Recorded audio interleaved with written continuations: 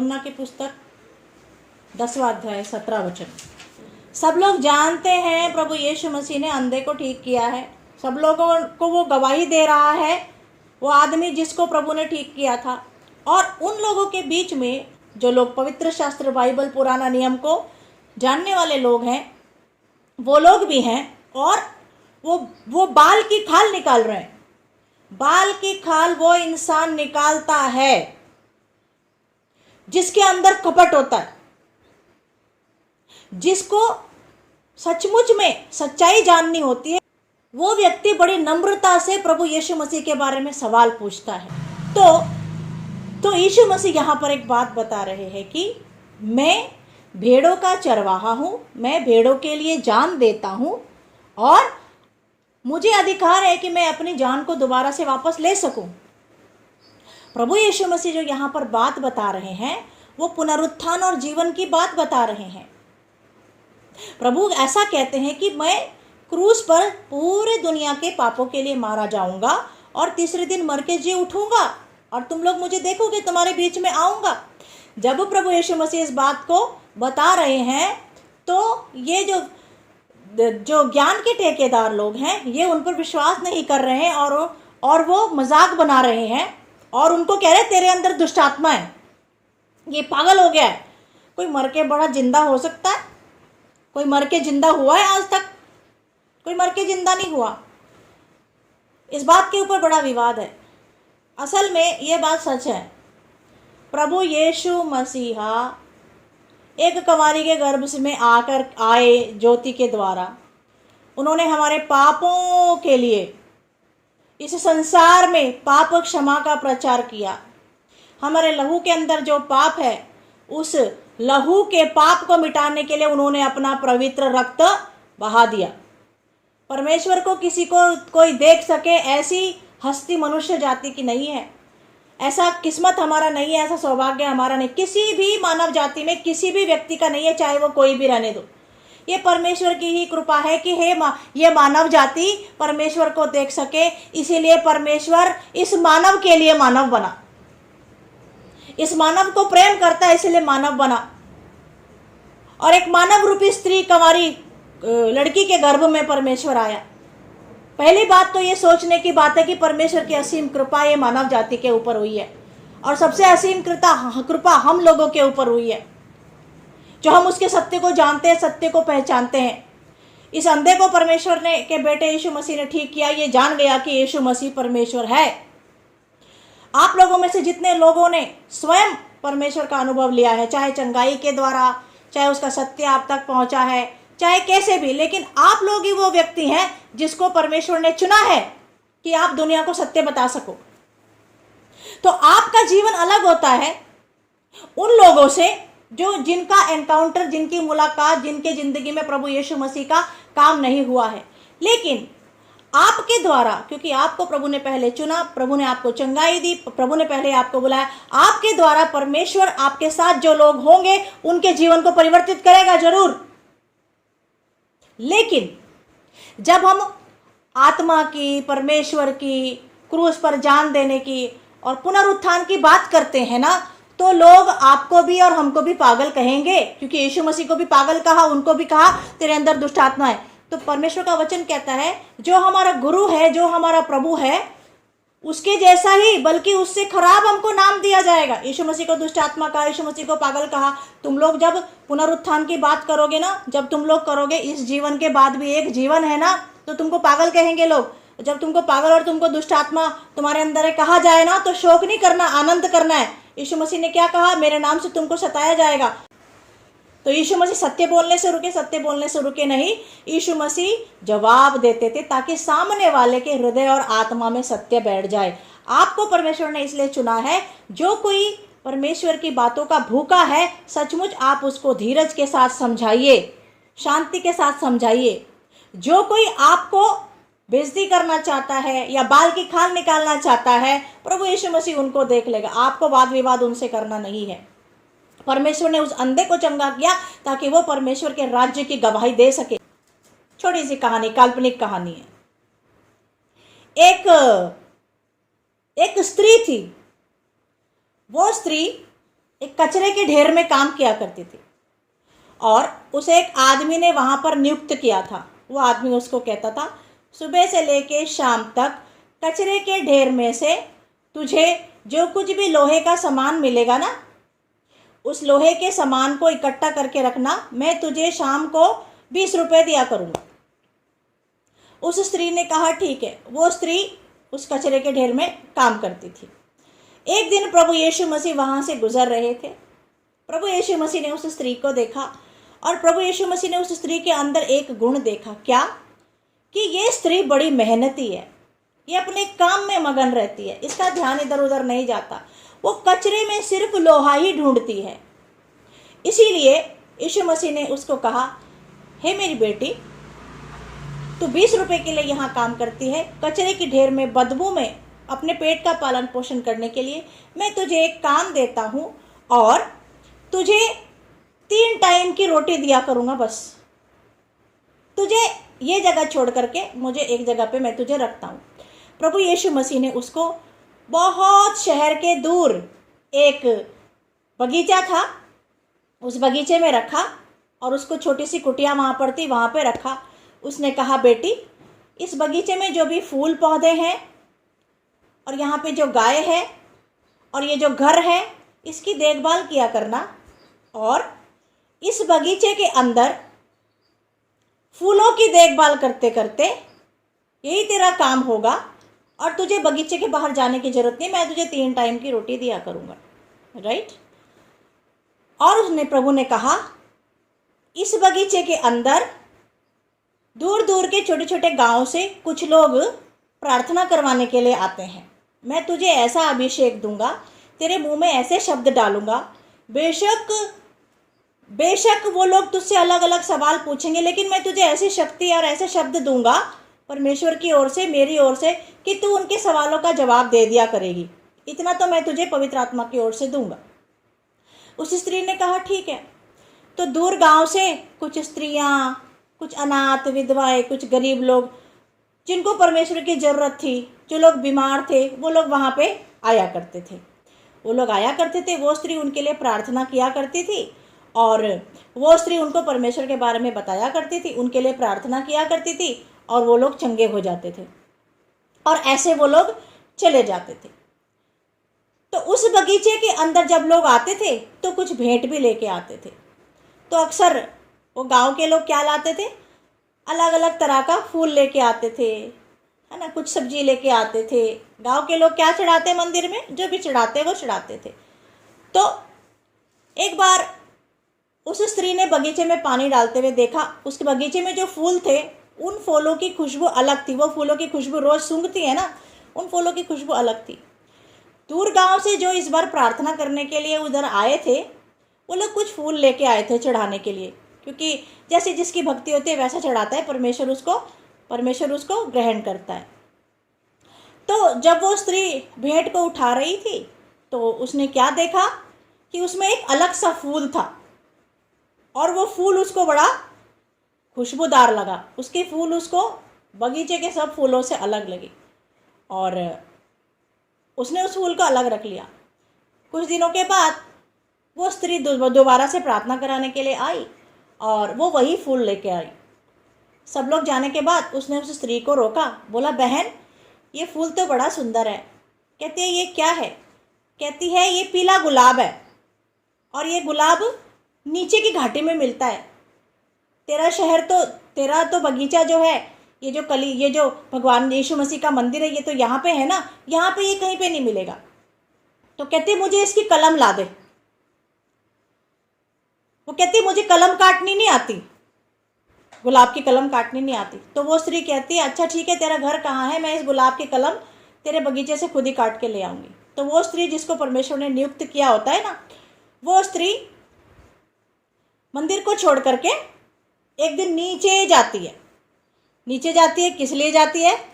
वो पीला वाला गुलाब, अलग सा पीला सा जो गुलाब था ना, उसकी कलम काटने के लिए जाती है और उस स्त्री को कहती है कि मुझे ज़रा कलम दे दो। तो उसके बाद वो कहती है कि तुझे खुद काटनी पड़ेगी कलम, और ऐसी उसमें से कलम काटना जिसकी मेरा फूल ना टूट जाए। तो उसके बाद वो जो जिस स्त्री को प्रभु ने नियुक्त किया होता है वो नीचे अपना अपना बगीचा छोड़ करके, प्रभु का घर मंदिर छोड़ करके वो नीचे जाती है और उसके बगीचे में से ढूंढती है पीले रंग का गुलाब कहाँ है, पीले रंग का गुलाब कहाँ है। तो वो गुलाबों में से जब ढूंढ रही होती है, गुलाब अलग अलग तरह के होते हैं, तो उसके सारे हाथों में ना कांटे लग जाते हैं और खून खून खून खून खून खून होने लगता है, लेकिन उसको पीला गुलाब बिल्कुल भी नहीं मिलता। लास्ट में जब 2-3 घंटे उसके बर्बाद हो जाते हैं, सिर पकड़ के बैठ जाती है, कहती है मुझे क्यों नहीं मिल रहा है वो गुलाब। फिर भी उसे गुस्सा आता है और कहती है मैं आज वो उस गुलाब को लेके ही जाऊंगी।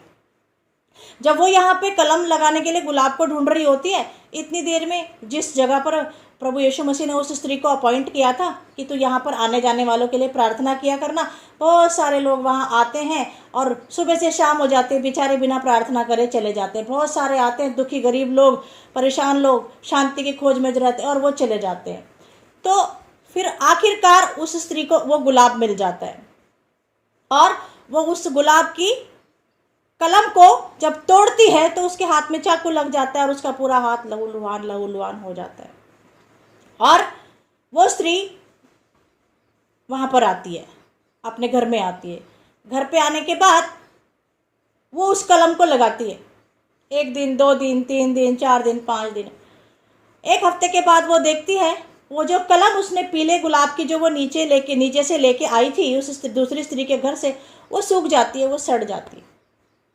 उसको बड़ा गुस्सा आता है और वो परमेश्वर से कहती है मुझे ये पीला रंग का गुलाब पसंद था, मैं इसको वहाँ से लेके, इस गुलाब के कारण मेरे हाथ भी खून लहूलुहान हो गए, लेकिन परमेश्वर मैं इतनी सारी बगीचे की देखभाल करती हूँ, मेरी पसंद का एक गुलाब मैं यहाँ नहीं लगा सकती थी क्या? इसको आप ही फूलों को जान देते हैं, पक्षियों को खिलाते पिलाते हैं, पेड़ पौधे सब आपने रचना की है। उत्पत्ति की पुस्तक में लिखा है परमेश्वर ने 6 दिन में कैसे मनुष्य और पूरी दुनिया को पुनः से निर्माण किया। और बड़ी नाराज होती है। तो परमेश्वर उससे बात करते हैं, कहते हैं मुझे पता था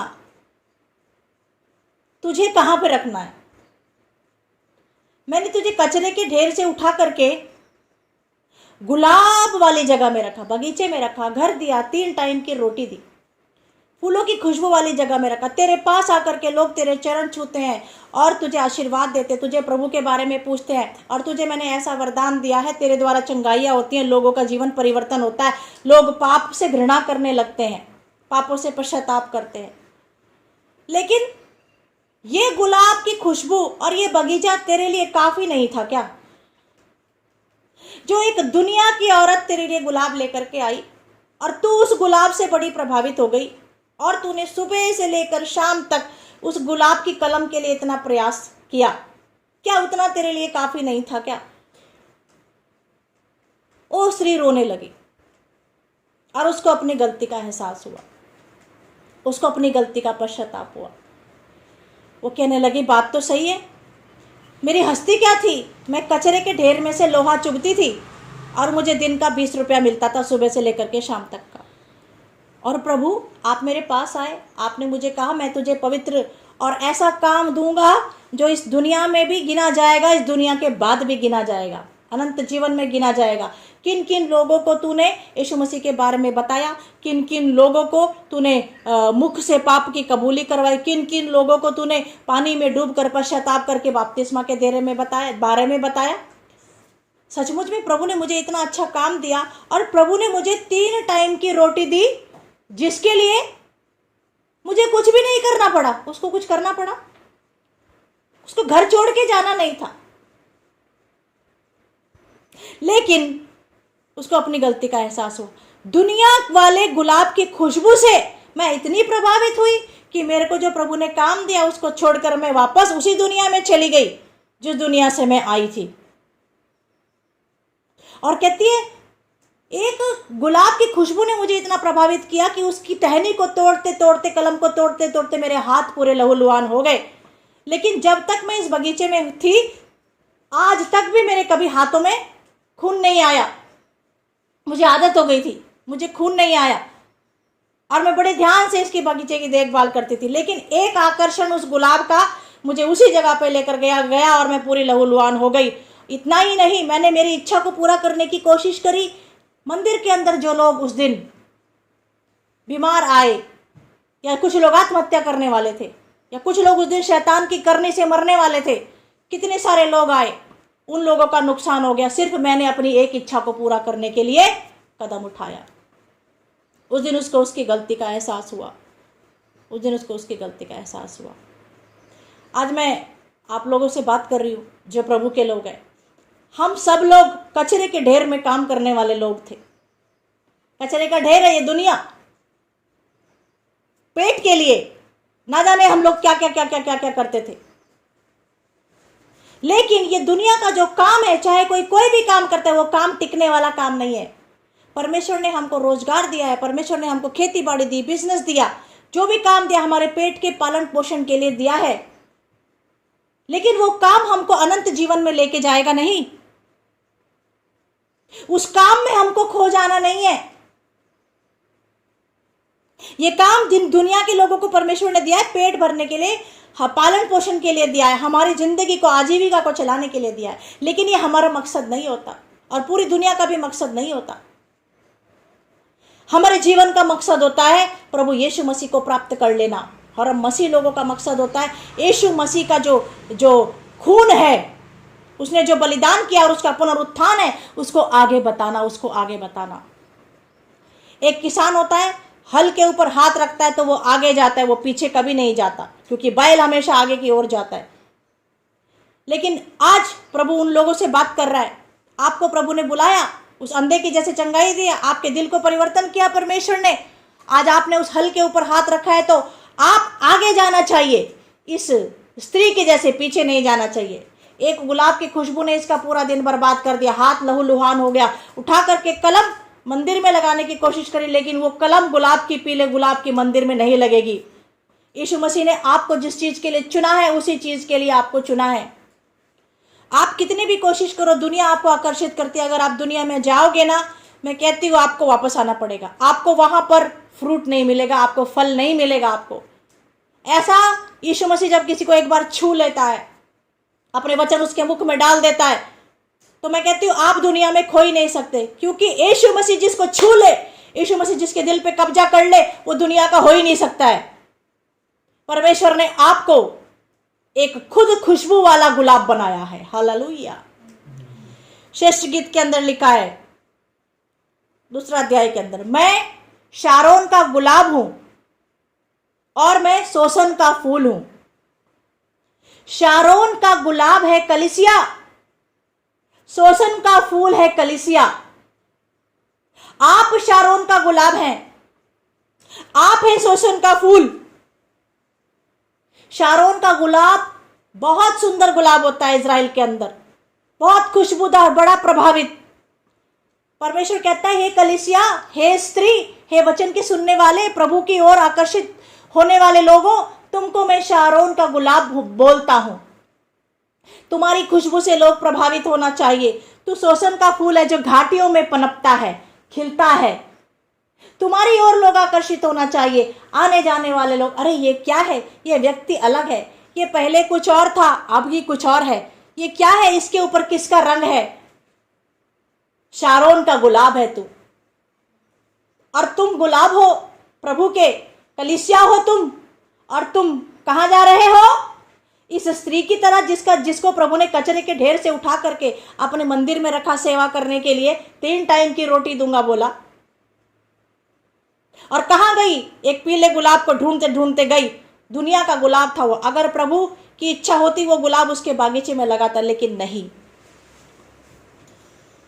आपसे लोग प्रभावित नहीं हो रहे, आप लोगों से प्रभावित हो रहे हो और आप लोगों से परेशान हो रहे हो। जब लोग आपको पूछते क्या स्वर्ग की नर्क की बात करता है, क्या जीवन पुनरुत्थान की बात करता है, पागल हो गया क्या? मैं प्रभु के लिए पागल भी बनूंगा। हालेलुया।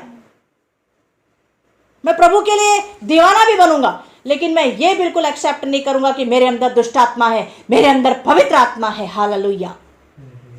हम दुष्ट आत्मा को निकालने वाले लोग हैं। हमारे प्रभु यीशु मसीह ने क्रूस के ऊपर शैतान का सिर कुचल डाला। हमको देख करके दुष्ट आत्मा घबराता है। आप किसी गांव में, किसी शहर में, किसी छोटे गली मोहल्ले में आज रहते हो क्वारंटाइन होकर के, परमेश्वर आपके साथ है। आप शारोन का गुलाब है।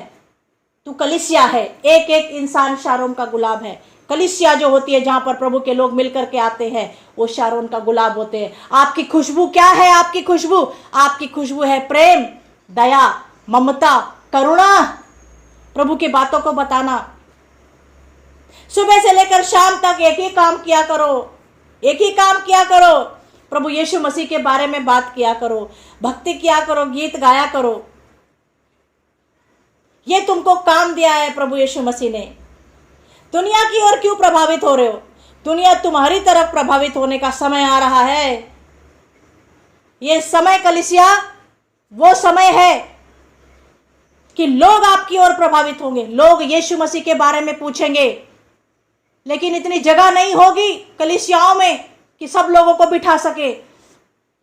धन्य है आप और धन्य है आपका परमेश्वर जिसने आपके अंधेपन को दूर किया है। आज पेट के लिए काम तो करना है, लेकिन जो काम सबसे जरूरी है उसको छोड़ करके पेट के काम के लिए पीछे नहीं जाना। 3 टाइम की रोटी खुदा बाप देता है। परमेश्वर कहता है, मैंने धर्मी की संतान को आज तक भूखे मरते नहीं देखा। आप धर्मी की संतान नहीं हो, आप ईसा मसीहा की संतान हो, वही धर्मी है। हम उसकी संतान है। अपनी खुशबू से आकर्षित करना है हमको। वो खुशबू आपको यीशु मसीह ने दी है। आप दुनिया की खुशबू से आकर्षित नहीं होंगे। लोग कहेंगे दुष्ट आत्मा है तेरे अंदर, तू पागल है, बोलने दो। यीशु मसीह कभी किसी से झगड़ा नहीं किए, यीशु मसीह किसी से वाद विवाद नहीं किए, परंतु उन्होंने प्यार से समझा दिया। आज परमेश्वर आपसे पूछ रहा है, क्या आप घबरा रहे हो इस समय में? यीशु मसीह आपको छोड़ के चला गया? बिल्कुल भी नहीं। आपको जहां रखना था आज यीशु मसीह ने वहीं पर रखा है, ताकि चंद लोगों को आप प्रभु के बारे में बता सके, वो नए लोगों को प्रभु के बारे में बता सके। अपने मुख को खोलिए ना, आप बोलिए ना, प्रभु चमत्कार करेगा। आज आशीर्वाद देता है यीशु मसीह के नाम में पवित्र आत्मा। हालेलुया। जीवन और पुनरुत्थान की बात बताओ। जो यीशु मसीह के नाम के बिना मर जाएगा वो हमेशा के लिए मर जाएगा। यही पश्चाताप है, यही कष्टों का निवारण है। कौन सा कष्ट आने वाला है? मृत्यु का, अनंत मृत्यु का कष्ट आने वाला है। इस महामारी के समय भी मसीह लोग, अगर आप नहीं सुधरे, आने वाले समय में आपके लिए बड़ा भयंकर समय होगा। अपने अपने पापों से फिरो। मसीह लोग, अपने अपने पापों से फिरने का यह समय है। दोबारा उस पाप में नहीं जाना जहां से परमेश्वर ने आपको निकाला है। एक प्रभु ने एक व्यक्ति को बुलाया, वो व्यक्ति को शुद्ध किया, अपने लहू से धोकर पवित्र किया। वो इंसान दोबारा से अगर दुनिया में जाता है, और प्रभु इतना प्यार करता है उस व्यक्ति को, प्रभु चाहता है कि इसका अंतिम दिन अगर पाप में बीतते हुआ, पाप करते हुए, अगर इसका आज का दिन इसका अंतिम दिन हुआ और ये पाप कर रहा है तो ये नरक में जाएगा। और प्रभु उस व्यक्ति से बहुत प्यार करता है, और प्रभु को पता है ये जाएगा ही जाएगा जरूर, ये जाएगा ही जाएगा जरूर। प्रभु उस व्यक्ति को अकस्मात मृत्यु, सडन डेथ देता है, और प्रभु उस व्यक्ति को उसी दिन उठा लेता है। क्यों? क्योंकि प्रभु को पता है ये सुधरने वाला नहीं है, इसको मैं मृत्यु देता हूं धरती के ऊपर ताकि ये अनंत काल का जीवन पाए। एकदम क्यों मर गया वो मसीह व्यक्ति? क्योंकि वो व्यक्ति के बारे में प्रभु को पता है कि आगे उसकी जिंदगी पाप में ही जाने वाली है, पाप में ही जाने वाली है। अगर उस स्त्री को वो गुलाब की कलम आराम से मिल जाती और वो उस बगीचे में लाके लगा देती, तो बाकी सारे गुलाबों को काट करके वो पीले गुलाब ही उगा देती। इसलिए प्रभु ने उसकी कलम नहीं, सक्सेसफुल नहीं होने दी, उसकी कलम नहीं लगने दी। ऐसा हमारा परमेश्वर है। इस धरती पे कितने जिन जीते हैं कौन परवाह करता है? हमें तो उसके साथ वहां पर जीना है। यहाँ पर हम जब तक जीना है, पाप रहित जिंदगी जीना है। पाप रहित, सबसे बड़ा पाप परमेश्वर को ना पहचानना। जिसने हमारे अंदर जीवन की श्वास फूकी है उसको ना पहचानना होता है। तो आप लोगों के लिए आज एक पश्चाताप का दिन है। दुनिया में कुछ भी पाओ, कुछ भी प्राप्त करो, अगर यीशु मसीह आपके पास नहीं है तो आपका जीवन यहाँ भी व्यर्थ है। बाद में क्या होने वाला है आप सब लोग जानते हैं। बताइए लोगों को प्रभु यीशु मसीह के बाद, अपनी खुशबू से प्रभावित कीजिए लोगों को। आप मत पीले गुलाब के लिए प्रभावित हो जाइए। पश्चाताप करने की आवश्यकता है जहां जहां भी है। चाहे आपको परमेश्वर के पवित्र शास्त्र का बताना आता है कि नहीं बताना आता है, इतना तो बताना आता है कि ईसा मसीहा एक मानव, एक परमेश्वर एक मानव बना और कुंवारी के गर्भ में उसने जन्म लिया पवित्र आत्मा के द्वारा, और वो ईसा कहलाया, ईसा मसीहा कहलाया, जीसस क्राइस्ट, यीशु मसीह कहलाया। हमारे पापों के लिए मारा गया और वो मर के जी उठा। अगर आप इस बात को विश्वास के साथ कहते हैं, पवित्र आत्मा ओतप्रोत आपके अंदर हो जाएगा, आपके अंदर से जीवन जल की नदी बहने लगेगी, आपके आसपास बैठे हुए लोगों के ऊपर पवित्र आत्मा आएगा। जैसे पतरस बात करता था, वो लोग, मैं कहती हूँ ये समय आपको आशीर्वाद है। आज पवित्र आत्मा कहता है आपके यीशु मसीह के नाम में, आपके द्वारा ही वो लोग पानी में डूबकर बपतिस्मा लेंगे। खोलिए अपनी जुबान को, खोलिए अपने मुखों को, खोलिए अपने मुखों को। अपने प्रभु को पाने के बाद बड़ा स्वाभिमान, आत्मसम्मान की बात समझना है। प्रभु के बारे में आपको बात करनी है। आप ही वो अंधे व्यक्ति हैं, आप ही वो स्त्री है जिसको परमेश्वर ने उसके बागीचे में सेवा के लिए बुलाया है। 3 टाइम की रोटी देता है ना खुदा, चाहे आप कुछ भी काम करते हो। कचरे के ढेर से उठाया तुमको प्रभु यीशु मसीह ने। रूत को कचरे के ढेर से उठा करके क्या बनाया परमेश्वर ने? यीशु मसीह की वंशावली में उसका नाम लिखा। एक विधवा स्त्री, उसने यीशु मसीह के ऊपर विश्वास करा, अपनी सास का साथ नहीं छोड़ा, कचरे के ढेर से उसने उठा करके रूत को कहां पर बिठाया? वंशावली में बिठाया। वंशावली में अन्य जाति स्त्री थी वो, मेरे तरह। वो मसीह के कुटुंब से नहीं थी, यहूदी वंश की नहीं थी वो, लेकिन उसने कहा नहीं, मेरी सास का जो परमेश्वर है, मैं उस परमेश्वर का अनुसरण करूंगी। मेरी सास को मैं नहीं छोड़ूंगी। मेरी सास भी विधवा है, मैं भी विधवा हूं। और एक मजदूर की तरह खेतों में काम करी बोआज के, और बोआज से परमेश्वर ने उसकी शादी कराई। जो कुछ भी आप आज रूत की तरह परमेश्वर के राज्य में कर रहे हो, चाहे दुनिया उसको समझे कचरा इकट्ठा कर रहे हैं, पागलों के जैसा काम है, बेवकूफी कर रहे हैं, यीशु मसीह के बारे में बता रहे हैं, मैं कह रही हूं दुनिया नहीं जानती। जब यीशु मसीह बादलों पे आएंगे सब देखेंगे, जब हम उसके साथ जाएंगे। आप रिजल्ट की चिंता मत करो, रूत के जैसे काम करो, पीछे नहीं मुड़ना उस स्त्री के जैसे जो गुलाब के पीले फूल को लेने के लिए चली गई। आप रूत बनिए, आप शारोन का गुलाब है, आपके अंदर खुशबू। यीशु मसीह किसी के साथ अन्याय नहीं करता, रूत के साथ अन्याय नहीं करा यीशु मसीह ने। एक अन्य जाति औरत को यीशु मसीह की वंशावली में जोड़ दिया। यीशु मसीह वही कल और आज हमेशा युगानुयुग रहने वाला परमेश्वर है। आप उसकी वंशावली में जुड़ चुके हो, चाहे बेटा है या बेटी, इस बात से फर्क नहीं पड़ता है। आपके द्वारा यीशु मसीह के वंश का नाम चलना चाहिए।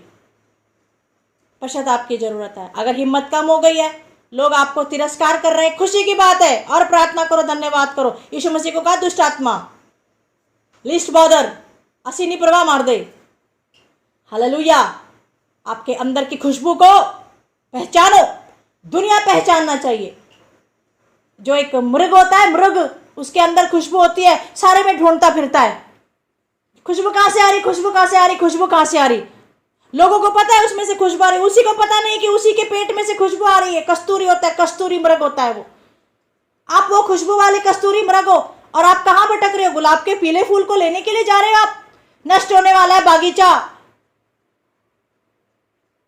कलीसिया कभी नष्ट नहीं होगी। कलीसिया यहां भी है, और यही कलीसिया को उठा करके परमेश्वर स्वर्ग पे लेके जाएगा। हालेलुया। कहने दो लोगों को पागल, आप अपना काम कीजिए, भटकिए मत, पीले फूल की तरफ आकर्षित मत होइए। जहां जहां भी आप हैं वही वही कलीसिया है। आप शारोन का गुलाब है, आप ही परमेश्वर की कलीसिया है। मट्टी इकट्ठा मत करो, मट्टी मत इकट्ठा करो, सोना इकट्ठा करो। ऐसा धन इकट्ठा करो जिसको यहां भी कीड़ा नहीं लगेगा, वहां भी कीड़ा नहीं लगेगा। जो काम आप प्रभु के बारे में एक वचन भी एक बच्चे को बताते हो, वो ना कीड़ा लगने वाला धन आप इकट्ठा करते हो। सच्चा काम है प्रभु के बारे में बताना, योग्य काम है, स्वाभिमान सम्मानित काम है, पवित्र काम है। उससे बढ़ के कोई काम नहीं दुनिया के अंदर। पाप रहित जीवन जीना प्रभु यीशु मसीह के लिए, और अपना काम करते जाना जो प्रभु यीशु मसीह ने आपको दिया है। 3 टाइम की रोटी खुदा बाप आपको देगा, ऐसा उसने वादा किया है। भटकना नहीं है। आज उपवास प्रार्थना में मध्यस्थी करें, नए लोगों के लिए प्रार्थना करें, देशों विदेशों के लिए प्रार्थना करें। परमेश्वर आप सबको ब्लेस करे।